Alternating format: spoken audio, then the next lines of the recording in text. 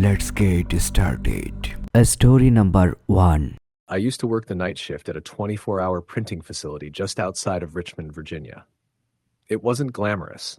The building was this massive concrete box, no windows except at the front office, and the rest of it stretched out in a grid of machines, wires, conveyor belts, and the humming buzz of industrial lights overhead. There were always noises, mechanical clicks and rattles, the occasional hiss of compressed air, sometimes music playing low from a coworker's earbuds. It was never exactly quiet, but it was the kind of place where your mind filled in the gaps when it was. I started there in the summer of 2019, right before everything turned upside down with the pandemic. It was mostly warehouse work, overseeing one of the printers that processed mass orders for packaging labels. Not very interesting. I didn't mind, though. I liked being up when the world was asleep. Less traffic, fewer people. At night, the place was run by a skeleton crew, maybe 8 of us on the floor and 1 supervisor in the office. Everyone mostly kept to themselves unless there was a jam or a malfunction. There was this older guy named Brent who had worked there for almost 20 years. Big dude, had that look like he'd been through some serious stuff, though he never said much. We crossed paths a lot since our machines were in the same wing of the warehouse. One night, probably 2 months into the job, Brent walked past me and said, "You hear about the guy who died here?" I thought he was joking, but he didn't crack a smile. I asked him what he meant, and he shrugged, said, "Used to be a guy named Marcus, worked the night shift, back in '03. They found him in the bindery room. No signs of trauma, nothing obvious, just laid down on the floor like he was taking a nap and never woke up." I laughed it off, tried to make a joke about ghosts needing overtime pay, but he didn't laugh with me. He just nodded once and kept walking. The bindery room was at the far end of the building, past the loading docks. I'd been in there once or twice for inventory checks. It always felt colder in there, like the insulation didn't quite reach that part. Most of the other guys avoided it when they could. A week later, my supervisor asked me to go grab a box of cutters from the bindery room. It was close to 3:30 in the morning, the quietest part of the shift. The lights in the bindery room were on motion sensors, so when I stepped in, everything was dark. I waved my arm and the overhead fluorescents flickered to life, buzzing slightly as they warmed up. The air smelled faintly metallic, and there was this weird stillness that I noticed immediately. Even though the machines were shut off and I was used to the silence, something about it felt heavy. I found the box I needed on the second shelf of one of the racks. As I turned around to leave, I heard a distinct click behind me, like someone stepping on a loose tile. I stopped, waited. No sound. "Hello?" I said, my voice echoing slightly off the walls. Nothing. I chalked it up to settling noises and headed back. Just before the lights shut off behind me, I thought I saw something move out of the corner of my eye. A shape, maybe, near the old stitcher in the corner. When I turned around, there was nothing. The next few nights, little things started happening. My machine would jam with no clear cause. I'd hear what sounded like footsteps pacing behind the paper storage racks, but when I checked, no one was there. One time I went to the break room and the coffee pot, which no one ever used on night shift, was full. It was hot, steaming. I asked around. Nobody admitted to making it. I started getting uneasy. Nothing big, just a gut feeling that I wasn't alone when I should have been. Brent seemed to notice something was off. He asked if I'd seen anything weird. I told him about the footsteps, the coffee pot. He didn't look surprised. He said sometimes he walks the floor. You might see him, you might not, but when you feel him, you'll know. I asked who he was. He just said, "Marcus," and walked off again like that explained everything. I didn't see anything concrete for a while, just more of the same strange occurrences. But then there was this one night. It's the reason I quit not long after. It was early February, cold as hell. Freezing rain tapping against the metal walls outside. I was scheduled to cover a half shift alone because one of the machines had gone down and we were behind on an order. Everyone else had gone home by midnight. Even Brent wasn't there. Around 2 a.m., I was the only person in the entire building. I liked it at first, put my music on, got into a rhythm, but then the power flickered. Just for a second. The lights dimmed and came back. My music cut out and restarted. Nothing major.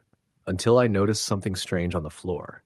There were wet footprints, not shoe prints, bare feet.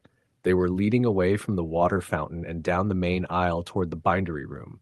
The thing is, the floor was dry everywhere else, and I hadn't gone near that fountain all night. I followed the prints, thinking maybe a pipe had burst or something. The footprints were spaced evenly, like someone walking slowly. They continued straight into the bindery room. When I got there, the motion lights flicked on. The air felt 10 degrees colder in that room, I swear. I could see my breath. The footprints stopped right in front of the old stitcher. And then, nothing.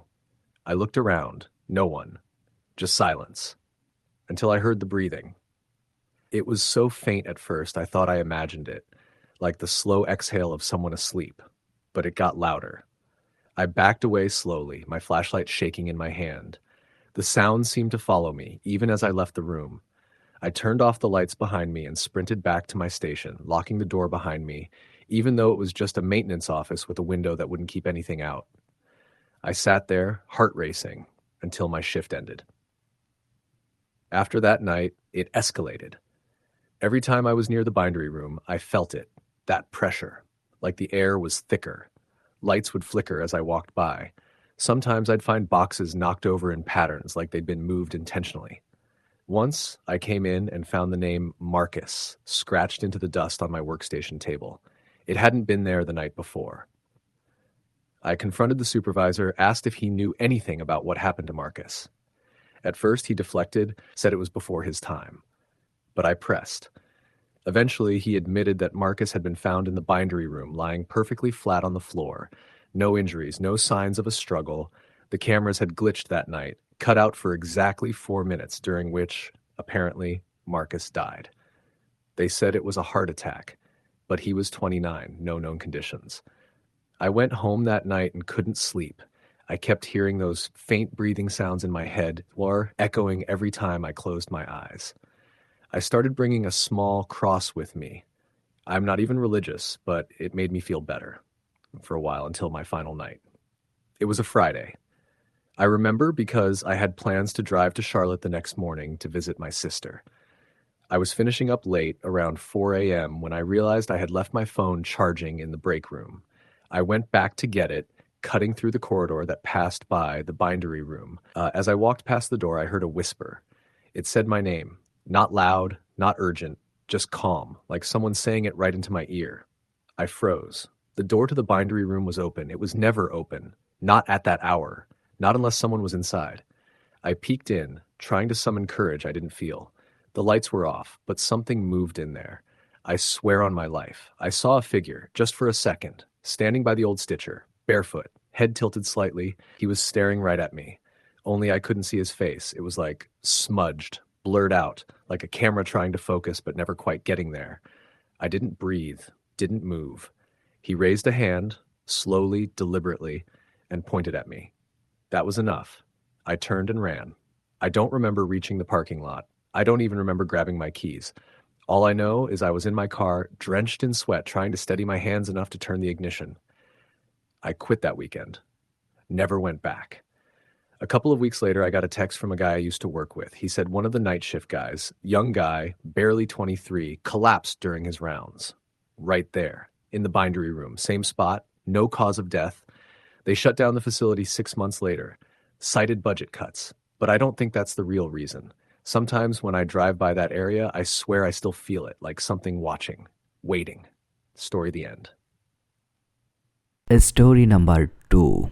I used to work the night shift at a gas station off Highway 79 in West Virginia.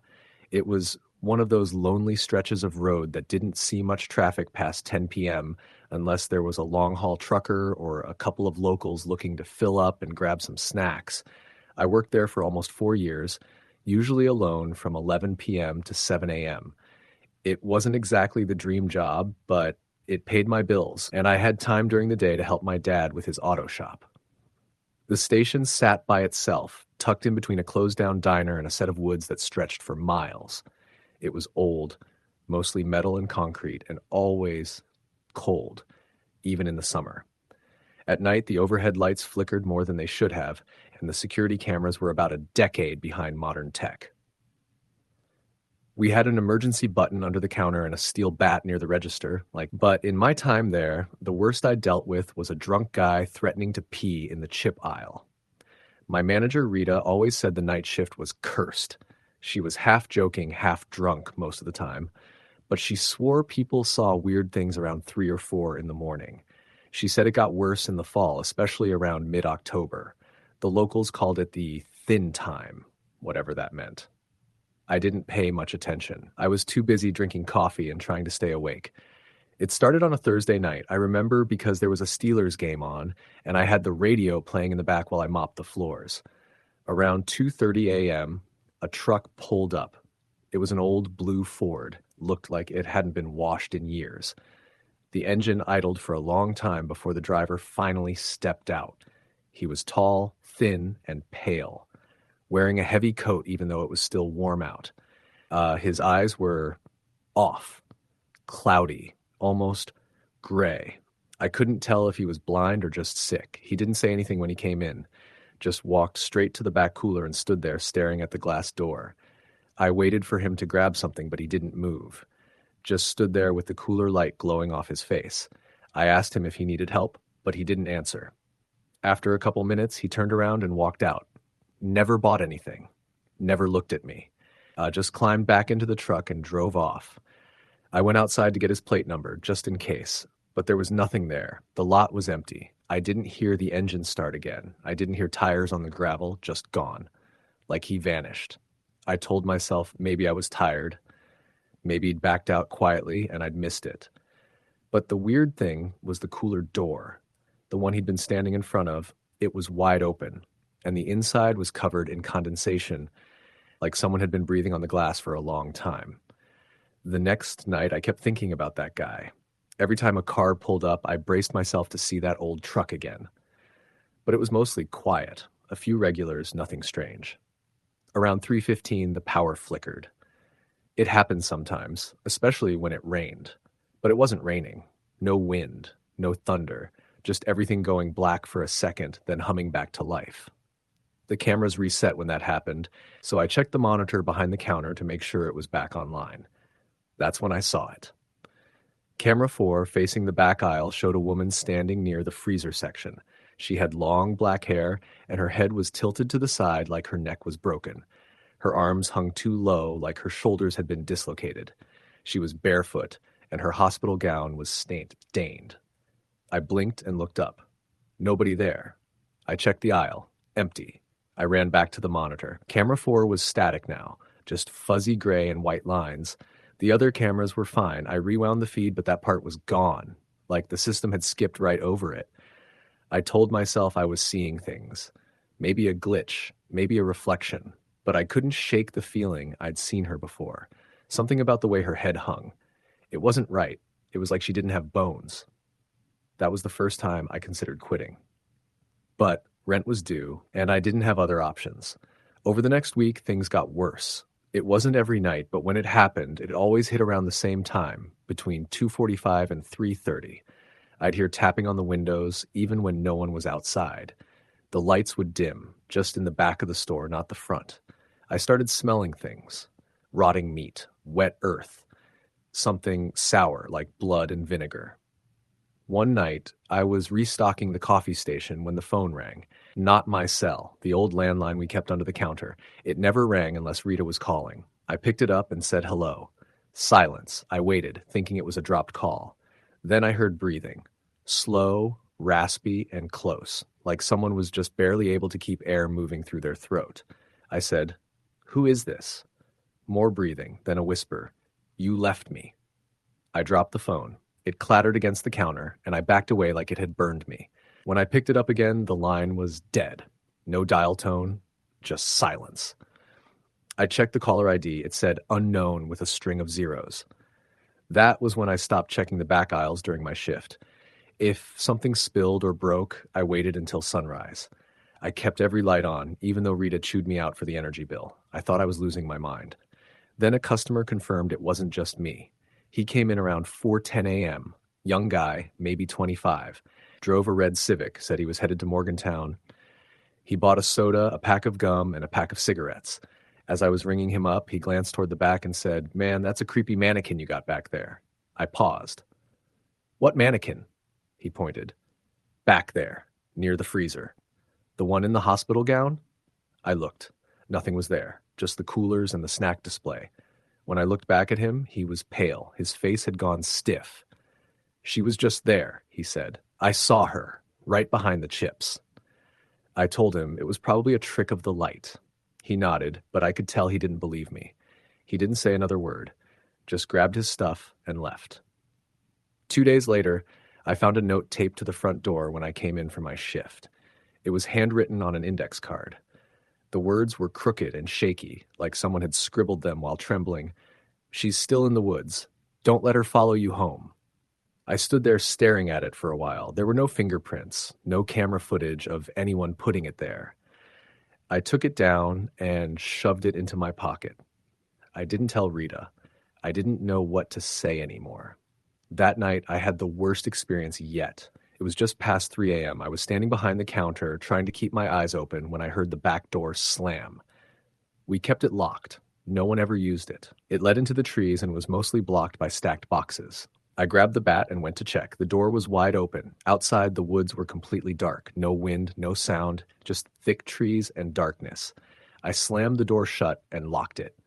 When I turned around, the store was dark too. The power had gone out again. No lights, no monitor, no radio. Then I heard it. Dragging footsteps. Inside the store. Coming closer. I crouched behind the counter, heart pounding so hard I thought I might black out. I held the bat tight, too scared to breathe. The footsteps stopped on the other side of the counter. Then a whisper. "I found you." The lights snapped back on. No one was there. But the counter had a handprint on it.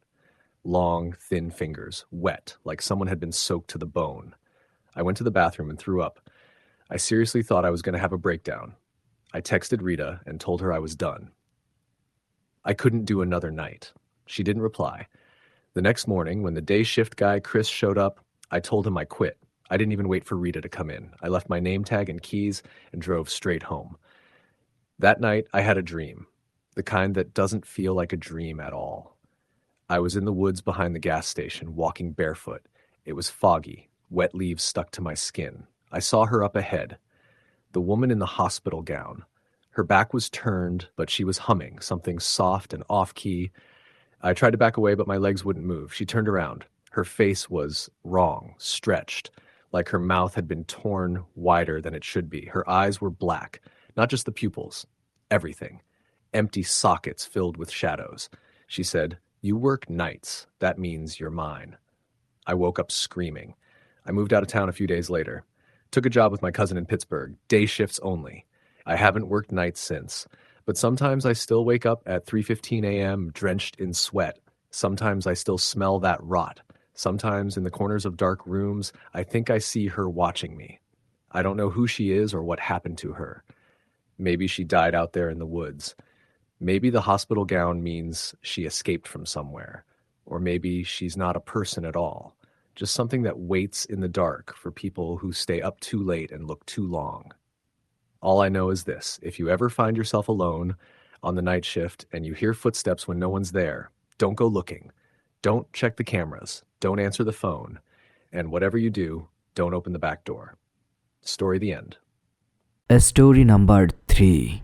I worked night security at an office complex in Waltham, just outside Boston. The building wasn't very tall. 4 stories, with sleek glass exteriors and polished concrete floors. The kind of place where tech startups and marketing firms rented space. I took the job in the fall of 2019. I was in my early 30s trying to finish my degree during the day, and the overnight gig paid well enough to cover rent and classes. The job was easy. Patrol each floor every hour, monitor the security cameras from the front desk, and lock the main doors at midnight. The shifts were mostly boring. The building was usually dead by 8 p.m., except for the occasional late-working employee. After midnight, it was just me, the humming of HVAC vents, and the blue-tinted glow from exit signs. My first month went by with nothing out of the ordinary. Then, during the 3rd week of November, I started to notice strange things. It began with sounds, small things, easily dismissed at first, like muffled footsteps on the floor above me when I was sure no one was supposed to be there, or the faint rhythmic tapping of something on the windows during windless nights. The first real incident happened at 2:11 a.m. on a Thursday. I remember the time exactly because I logged everything in a notebook, like we were supposed to. I was on the third floor, doing my round. As I passed by the big open workspace of one of the marketing firms, I saw a figure standing at the far end of the room. He, or it, was facing the window, hands at his sides, not moving. I thought maybe it was an employee working late, but the lights were off in the room. It was just moonlight and city glow casting enough to make out the outline. "Excuse me?" I called, shining my flashlight toward them. No answer. I walked closer. The figure didn't move. I took another step, and the lights overhead flickered briefly, the way old fluorescents sometimes do. In that half-second of flicker, the figure disappeared. Gone. I walked the entire floor, checked every door. Nothing. The office had been locked. No sign of forced entry. When I returned to the front desk and checked the security footage, the cameras hadn't picked up anyone on the third floor. I didn't report it. I figured maybe I'd imagined it. A trick of the light. Sleep deprivation. Something rational. A few nights later, it got worse. It was around 3 a.m., and I was reviewing some footage at the front desk. One of the monitors started glitching. Just static. The feed was from the stairwell between the second and third floors. I figured it was a wiring issue and made a note to report it. But then the static cleared for a second and I saw the same figure again. Standing in the middle of the stairwell. No face. Just a silhouette. Still, staring at the camera. Then static again. I replayed it 5 times. The image was always the same. Just one frame. Clear. Unmistakable. I printed the still. Kept it in my locker. The cleaning crew worked until about 10 p.m., and I started casually asking them if they'd ever seen anything odd. One of the janitors, a guy named Luis, hesitated. Then he asked if I'd ever gone into the server room on the third floor. "Not really," I said. "Why?" He looked around like someone might hear. "I don't go in there after midnight. Not anymore." He wouldn't say why, just shook his head and said, "Bad feeling." 2 nights later, I got curious. I went up to the server room at 2:30 a.m. It was locked, of course, but I had the master key. When I opened the door, a gust of cold air hit me, way colder than the rest of the floor. My flashlight beam trembled a little in my hand. The room was small, lined with server racks and humming machinery. Everything seemed normal, but the air felt charged, like static. Then I heard breathing. Not mine. Deep, raspy, close. I turned, lights sweeping across the room. No one there. The breathing continued right behind me.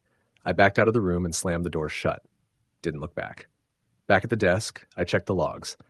The temperature sensors in that room had spiked down to 38 degrees Fahrenheit, more than 20 degrees colder than the rest of the floor. I stopped doing full rounds after that, just stuck to camera monitoring. But the cameras started failing one by one, always around the same time, between 2 and 3 a.m.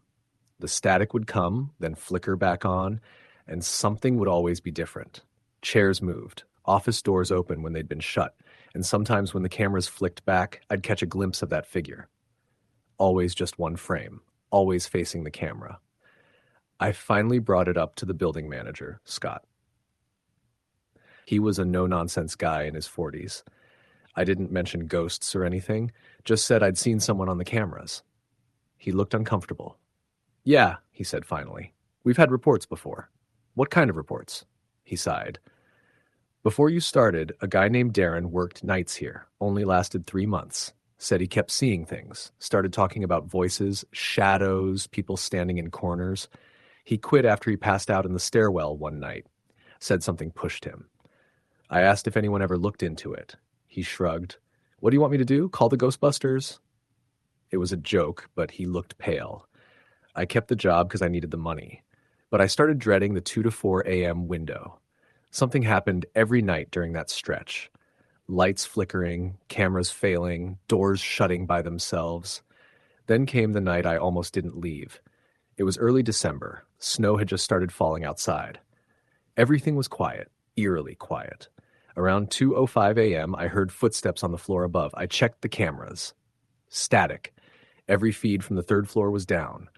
I grabbed my flashlight and went up. The elevator felt slower than usual. The air got colder the higher I went. When the doors opened to the third floor, every light was off. I stepped out. The hallway was pitch black, except for the glow of the exit signs. I heard something, soft whispering, just ahead. I turned on my flashlight. Nothing. I started walking slowly, past empty cubicles and glass-walled meeting rooms. The whispering got louder. Still no source. Then the fire alarm in the back stairwell went off, but the lights didn't flash. No sound anywhere else, just that one stairwell door blaring. I ran to it.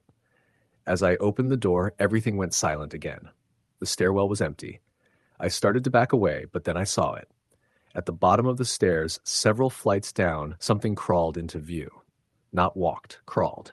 It moved on all fours, jerky and fast. Its limbs were too long, head tilted, face blurred by shadows. It started climbing up the stairs. I slammed the door shut and bolted. I didn't take the elevator. I ran to the opposite stairwell and flew down the steps. The emergency lights flickered as I went, each one dying behind me. I made it to the first floor and burst through the front lobby doors into the snow. I stayed outside until morning. Scott was furious that I left the building unsecured, but I didn't care. I told him flat out I wasn't going back in there after dark. He didn't argue. I transferred to a daytime job at a different building 2 weeks later.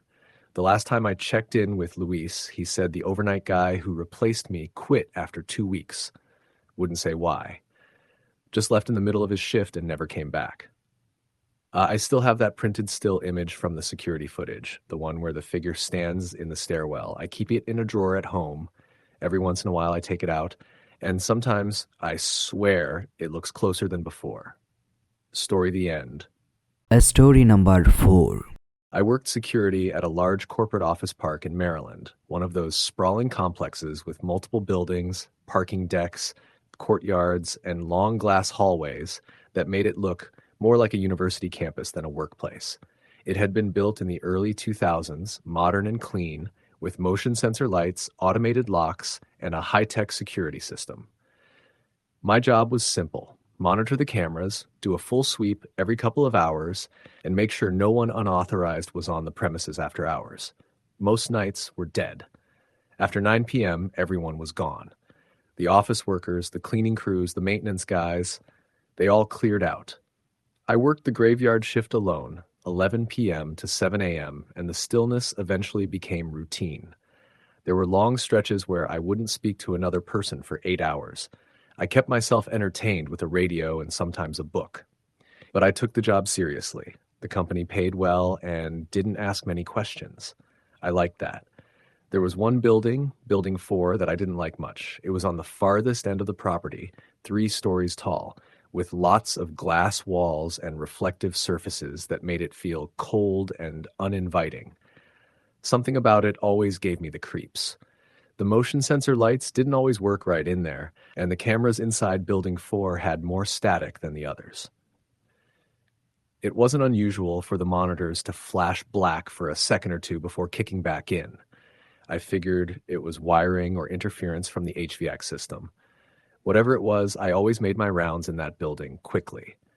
One night, I was doing my routine perimeter check around 1:30 a.m., walking through the first floor of Building 4 with my flashlight in hand. The glass doors unlocked automatically when I swiped my badge. As I stepped inside, I heard the soft whir of the HVC and the click of the lights trying to turn on. They flickered once, then came on halfway.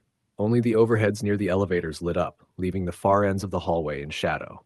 I moved forward, my boots echoing off the polished tile. As I passed by the open lobby area, I saw something odd on the glass wall facing the parking lot. A handprint. Smudged but unmistakable. 5 fingers, palms splayed wide. I walked closer. It was on the inside. No one had been in this building for hours. I had personally seen the cleaning crew leave just after 10 p.m. and I locked up behind them. The elevators were locked out after hours, accessible only with a master key. No one should have been in there. I radioed into the central desk, even though I was the only one there. It was habit, mostly. Then I reached for my key card and headed to the elevator. I pressed the button. The doors opened without a sound. Inside, it smelled faintly of something old. Not mold or dust, something else, like burned plastic and warm metal. It reminded me of the time a fuse blew in my apartment and filled the air with that sharp, sickening smell of scorched wire. I pressed 3. As the elevator rose, the lights inside flickered once. Then again. The elevator shuddered slightly, as if something had shifted its weight mid-ride. I held my breath, but the doors opened smoothly at the 3rd floor. This floor was darker than the others. The motion lights barely activated at all, only a few flickering along the main corridor. The rest of the floor was cloaked in a dull gray-blue cast from the emergency exit signs and moonlight outside. I started walking slowly, sweeping my flashlight across each glass-walled office. Everything looked normal. Desks, chairs, computers, stacks of files. Nothing seemed out of place. Then I heard it. A thump. Not loud, not close, but definitely there. It came again, a low, heavy sound, like a chair being tipped or a filing cabinet drawer slamming shut. I turned toward it, realizing it came from the west wing, the side that faced the wooded area behind the property. I moved down the hallway, every hair on my arms standing up.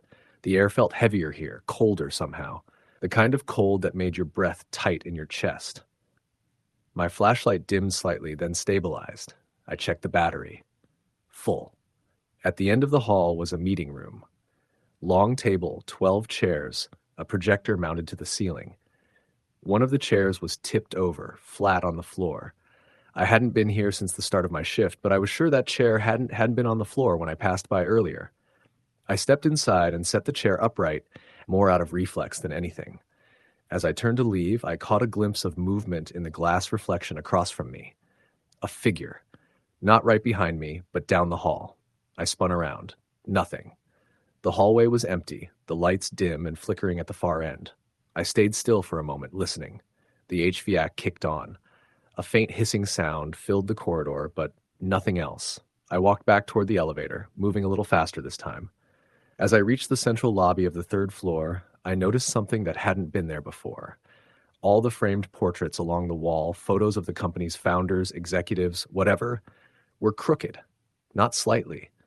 Each one was tilted at a different angle, like someone had gone down the row and deliberately shifted them. That stopped me in my tracks. These photos were all perfectly aligned earlier. I remembered because I had dusted them 2 nights before. Then I heard breathing. Not mine. Not faint. It came from behind one of the glass doors to the right, a copy room. Low, rasping breaths, like someone had just run a mile and was trying to stay quiet. I raised my flashlight and slowly approached. The copy room door was slightly ajar. I reached out and nudged it open with my boot. Empty. The room was cold, freezing, way colder than the rest of the building. I could see my breath. I turned to leave, and then I saw it on the wall, just above the copier. A handprint, but this one wasn't made of smudges. It was made of something dark, something red. Blood. I backed away, reaching for my radio. It crackled in my hand, letting out a burst of static so loud it made me jump. Then a voice came through. Not a familiar one. Not a normal one. It whispered, "Don't leave me." I froze. The voice wasn't coming from my radio. It was behind me. I turned around. Nothing. No one. But the copy room door slammed shut in my face. I lunged for it, pulled it open. The hallway was still empty. I didn't finish my sweep that night. I went back to the security office and locked the door. I watched the cameras closely, switching rapidly between feeds. For a few minutes, nothing happened. Then, at 3:11 a.m., the 3rd floor cameras of Building 4 went to static. Every single one. Simultaneously. When they came back online, just a few seconds later, one of the office chairs on the feed was spinning slowly, no one in sight. I didn't sleep that morning. I sat in my car until the sun came up and the day shift arrived. I told my supervisor what happened. He gave me a look like I was crazy and said he'd check the maintenance reports. I asked if there were any old incidents, fires, deaths, break-ins, anything that might explain what I saw. He hesitated. Then he told me something I didn't know. Before the corporate office park was built, the land had been home to a state-run facility, a hospital, a psychiatric one specifically, shut down in the 1980s, demolished. Rumors said it was overcrowded and underfunded, and that patients had died there under questionable circumstances. He told me one wing of the hospital had caught fire in 1983, electrical short. Several patients were trapped. One of them was never found. Guess where that wing had stood? right under Building 4. I stayed with the job for a few more months, spare. I never entered that building alone again. We started doubling up patrols after I reported the incident, though no one ever saw what I saw. Things would still happen, cameras shorting out, handprints on glass, occasional cold spots, but nothing as clear as that night. Until my last shift. It was late October, just before Halloween. I was covering for someone and ended up doing a sweep at 4 a.m. with a newer guy named Kalen. We were on the second floor of Building 4 when the lights went out, all of them. Emergency lights didn't kick in. Our flashlights both failed at the same time. Total darkness. Then we heard footsteps. Running. Above us, we ran for the stairs. As we reached the stairwell, the door slammed shut in front of us. We yanked it open, hearts racing, and bolted down the steps. When we got to the first floor, everything came back on. Lights, HVAC, our radios. But on the wall across from the stairwell, someone, or something, had written a message. Still here. The ink, or substance, was black. It looked like soot, and it smelled like burning plastic. That was the last night I worked there. Kalen quit too, less than a week later. I drive by the complex sometimes. It's still standing, still clean, well-maintained, but I never see anyone go in or out of Building 4 anymore. Not even during the day. Some things don't want to be forgotten, and some places remember everything. Story the end. Story number 5. I started working the night shift at the Elmhurst Care Center in 2016. It's a long-term assisted living facility in a quiet part of upstate New York, nestled just off a 2-lane road and surrounded by thick forest. The kind of place that's far enough from town to feel a little isolated, but close enough that you don't think too hard about it. I'd been working as a CNA for a few years already, but Elmhurst was the first place that gave me consistent hours, and I figured a quieter location would mean easier shifts. It did, for a while. The facility was old, built in the late 60s, and the whole place had this heavy, dusty feeling, like the air never fully moved. There were 2 wings, the East Wing for mobile patients and the West Wing for the bedridden and memory care residents. I worked the night shift with a nurse named Valerie and another CNA named Marcus. Our shifts ran from 11 p.m. to 7 a.m. Most of the job was simple. Hourly rounds, checking vitals, making sure no one wandered out of bed or fell in the bathroom. Sometimes we'd sit in the break room and talk. Other times we'd read or scroll our phones during the quiet hours. The first time something strange happened, it was subtle enough that I brushed it off. I was doing my 1 a.m. rounds in the West Wing.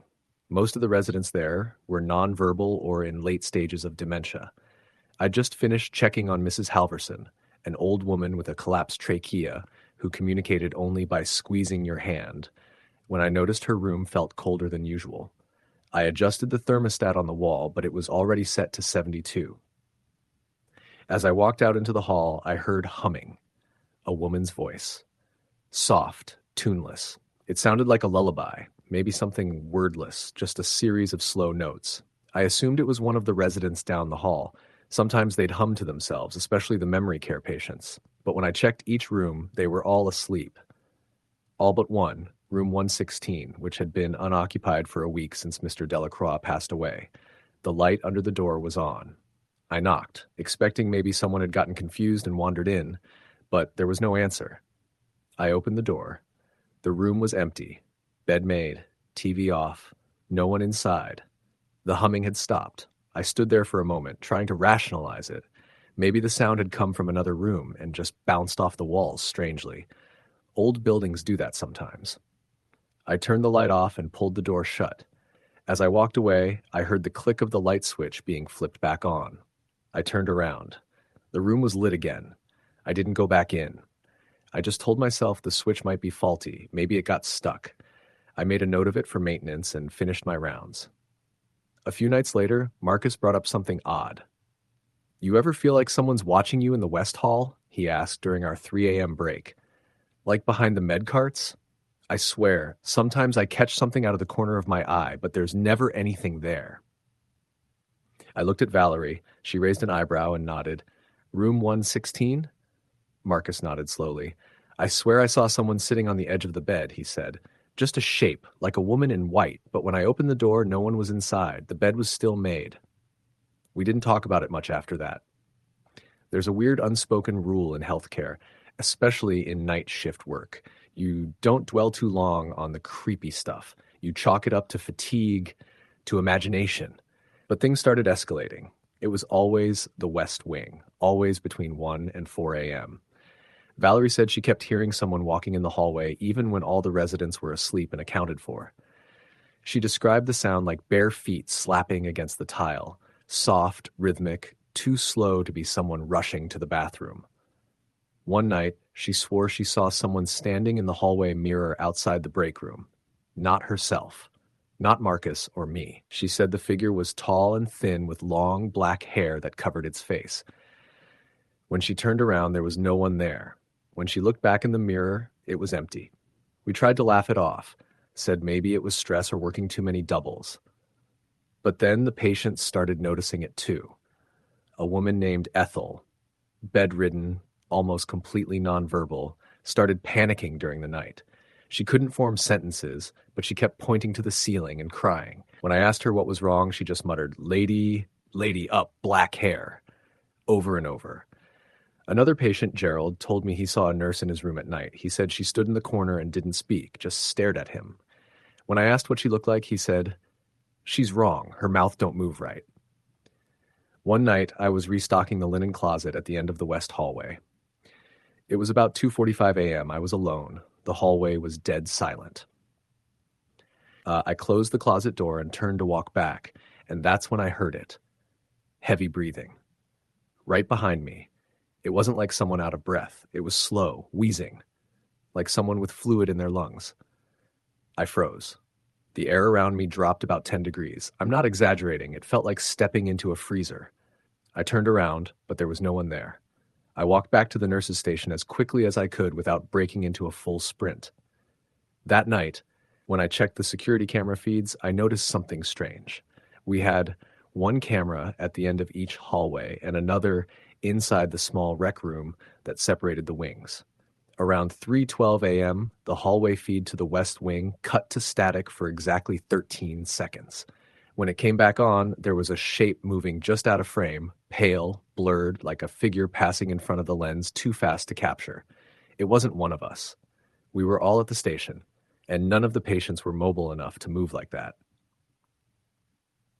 The night it all came to a head, I remember clearly. It was October 27th. I remember because it was cold enough that the windows had started to fog over from the heat inside. The whole night had been tense. 3 different residents had woken up screaming. Not just nightmares, full-on shrieking, clawing at the bed rails, saying someone was touching them. At 3:30 a.m., every alarm in the West Wing went off at once. Call buttons, heart monitors, bed sensors. Valerie and I ran down the hallway and every door was open. Every single one. Residents were panicking. Some were trying to get out of bed, one woman on the floor, sobbing, and the lights were flickering. Not just dimming, flickering, fast and erratic like a strobe light. Then we heard the scream. It came from room 116. Marcus was already inside by the time I got there. He looked like he'd seen a ghost, white as a sheet, shaking. "What happened?" I asked. He pointed to the wall across from the bed. There were handprints, dozens of them, small, child-sized, pressed into the paint like they'd been burned there. The room smelled like smoke and something else, something sweet and rotting. The temperature was freezing. Our breath came out in fog. Valerie pulled the fire alarm, but nothing happened. No sprinklers, no sirens. I don't remember much after that, just static in my head. I know we got everyone calmed down. We called the on-call supervisor and emergency maintenance. The handprints were gone by sunrise, gone like they were never there. We all filed incident reports. Corporate sent someone down the next day, but nothing came of it. They blamed it on electrical faults, said the call systems shorted, said maybe one of the patients had wandered into room 116 and made a mess. Told us not to worry, but I noticed they quietly shut down that room, removed the number plate, left it empty. I kept working there for 3 more months, but the feeling never left that someone was watching, that something was waiting in the West Wing. Eventually, I transferred to a hospital in Albany. I work the day shift now. I won't do nights anymore. Not ever. Sometimes I still dream about that hallway, about the humming, about the handprints, and sometimes when I wake up around 3 a.m., I swear I can still smell that sweet, rotting scent in the air. Story, the end. Story number 6. I had worked the night shift at the small rural hospital for nearly 2 years, and I thought I had seen it all. It was a quiet place, nestled on the edge of town, surrounded by fields and woods. Most of the patients we received were elderly or dealing with minor injuries. There was never anything particularly eventful about the job, at least that's what I told myself. But that all changed one cold November night. It started like any other shift. I arrived at 11 p.m., greeted by the usual groggy staff in the break room. The night nurse, Carla, was already sipping her coffee, eyes half-lidded from exhaustion. She was in her late 40s, a veteran nurse who had worked there for as long as anyone could remember. She'd seen it all, or so she said, but there was always something in her eyes when she talked about the hospital at night, something she tried to hide. I had never asked her about it directly, but I had heard the rumors from the newer staff, whispers about strange happenings, odd noises, and the occasional unsettling encounter. I always dismissed those stories. Hospitals are old, drafty places. No one ever really talked about the history of this one, but there were always murmurs about the place being built over an old cemetery, about a fire that had destroyed part of the building in the 1970s, about the old morgue in the basement. I didn't believe in ghosts. I didn't believe in much of anything supernatural, but I would be lying if I said the stories didn't intrigue me. That night, Carla and I worked the ER. The place was dead. No more than a few patients in the waiting room, all of them with minor complaints. I could tell Carla was already thinking about her bed. I could feel the wariness in her eyes as she flicked through the paperwork on the desk. At around 2 a.m., a call came through to the ER. A man, John, had been in a car accident a few miles out of town. He was unconscious and needed immediate attention. Carla and I rushed to prepare the room as the paramedics arrived with the patient. John was in his late 30s, dark hair matted with blood, pale skin, and a faint pulse. We got him on the table, hooked up to the necessary machines, and worked quickly to stabilize him. It took nearly an hour, but we managed to get his vitals steady enough to move him to a private room. Poor guy, Carla muttered as we wheeled him into the room. He's probably not going to make it through the night. I nodded, glancing at the clock. It was nearly 3 a.m. I could feel the tension in the air, that oppressive stillness that only came in the dead of night. The hospital felt quieter than usual, the hum of the fluorescent lights buzzing louder than normal, like the walls seeming to press in just a little too tightly. "I'll keep an eye on him," I said, trying to shake off the unease creeping over me. "You go get some rest." Carla nodded, barely acknowledging me as she walked out of the room, and I settled into the chair by the bed, watching John's chest rise and fall. The minutes dragged on. The darkness outside the windows was thick, and I found myself staring at the clock more than at the patient. At some point, I must have nodded off because I woke up to a loud thud. I jerked upright, my heart racing. The room was still dim, the only light coming from the machines monitoring John's vitals. I glanced at him, still unconscious, still stable. The sound had come from the hallway. I stood up cautiously and went to the door, peering down the dark corridor. Nothing. The usual silence of the hospital seemed even more pronounced now, the emptiness pressing in on me. I closed the door and returned to my seat, shaking off the feeling of being watched. But then there was another sound. This time, a faint scraping, like something dragging across the floor. My eyes darted to the door again. The hallway was still empty. I had to be imagining it. Still, my pulse quickened. I stood again, the hairs on the back of my neck prickling. I walked slowly toward the hallway, the sound of my footsteps echoing in the silence. The scraping noise had stopped, but I couldn't shake the feeling that something was off. I glanced down the hall. The lights flickered above me. The air seemed colder than usual. And then, from the far end of the hall, I saw something. A figure. It was standing by the elevator at the end of the corridor.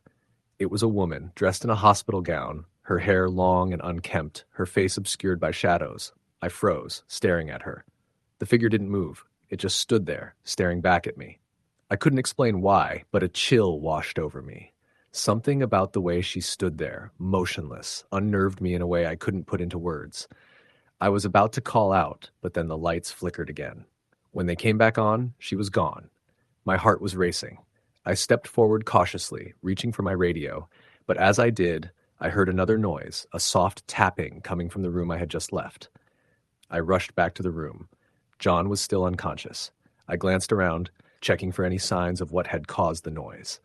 The equipment was fine, nothing out of place, but as I turned to leave, I saw it.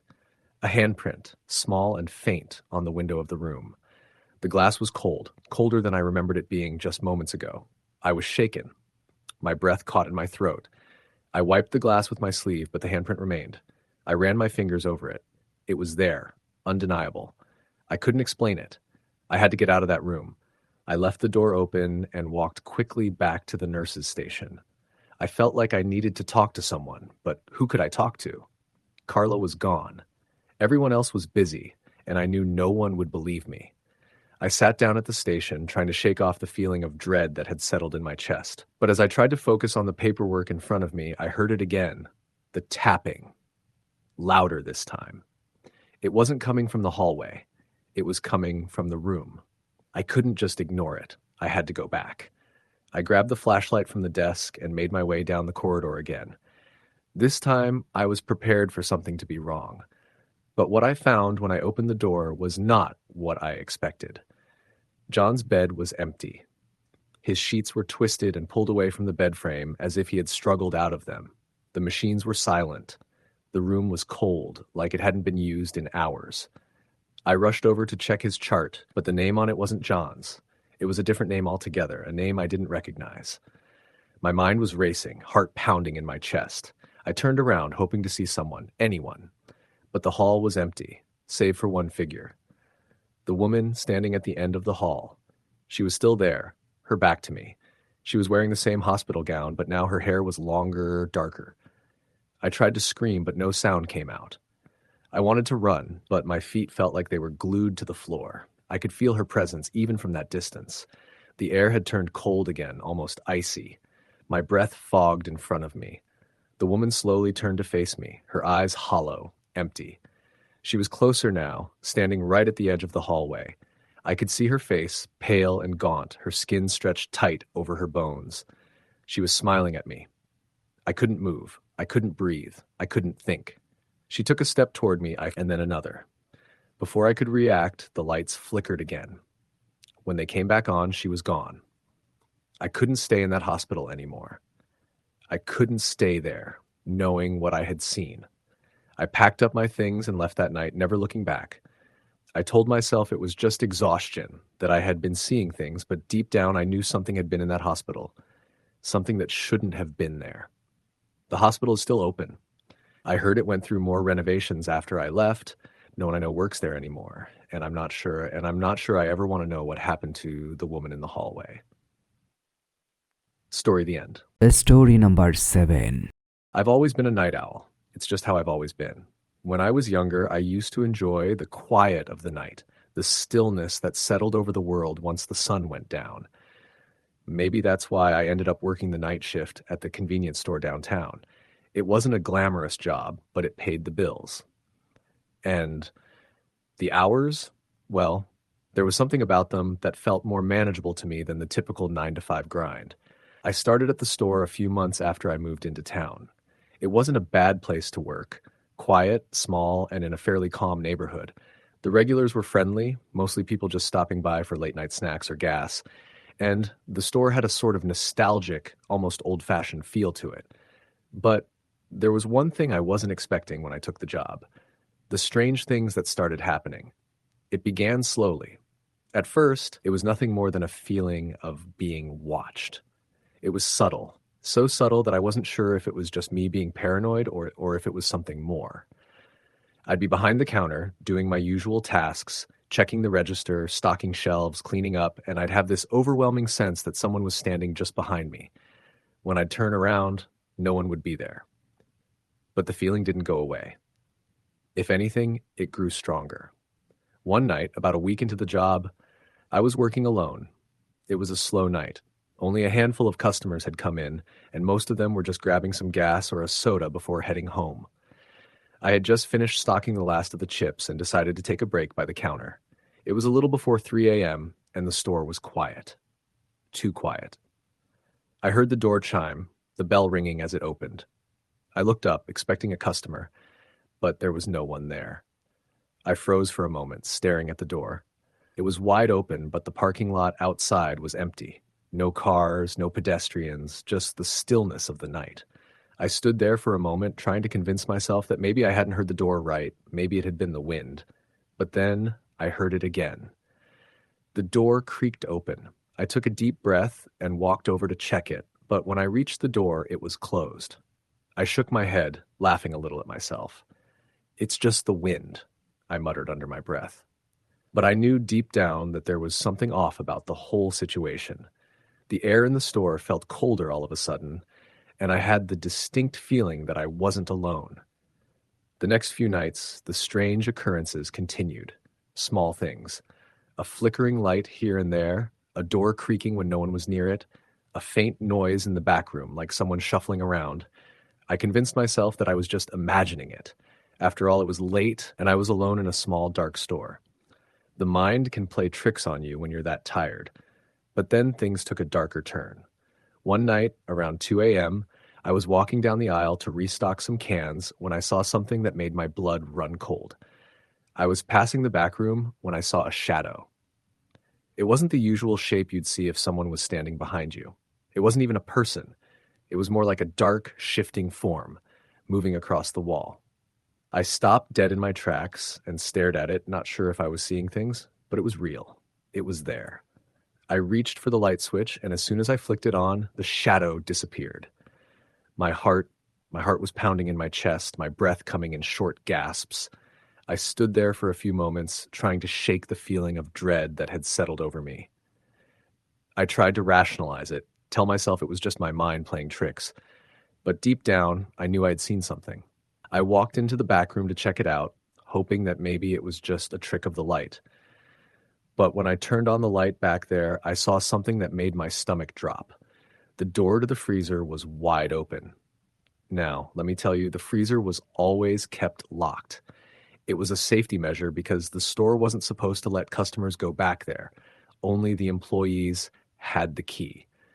I knew for a fact I had locked it before going to the front, I swear, and there was no way someone could have opened it without me hearing it. But there it was, wide open. I stepped inside cautiously, my heart thudding in my chest. The air in the freezer was colder than it had ever been before, like something had been breathing in there. And the strange thing was, there were footprints. But they weren't the kind of footprints you'd expect to find in a freezer. They were small and almost ghostly, like they were partially fading away. And they led from the back of the freezer to the door. I backed out quickly, my hands shaking as I slammed the door shut. My mind raced, trying to make sense of what I had just seen. Maybe it was someone messing with me, but I couldn't shake the feeling that something wasn't right. That night, I couldn't wait for my shift to end. The next few nights, I tried to ignore the growing sense of unease, but it was impossible. The store seemed to have taken on a life of its own. The whispers had started again, soft at first, barely audible. They seemed to come from all around me, just on the edge of my hearing. Sometimes they were too faint to catch, but other times they were so clear that it almost felt like someone was standing right behind me, whispering my name. I didn't want to believe it. I kept telling myself it was the stress of working the night shift, the exhaustion, the isolation. But the more I tried to ignore it, the more the presence in the store grew. Then, one night, it got worse. I was standing behind the counter, looking through the security footage on the monitor, when I heard the door chime again. I glanced up, expecting to see a customer, but there was no one. The door was wide open, and the parking lot outside was completely empty. I froze, staring at the door, when I heard a soft, almost inaudible sound coming from the back of the store. It was a voice. I couldn't make out the words, but I could feel the hair on the back of my neck stand up.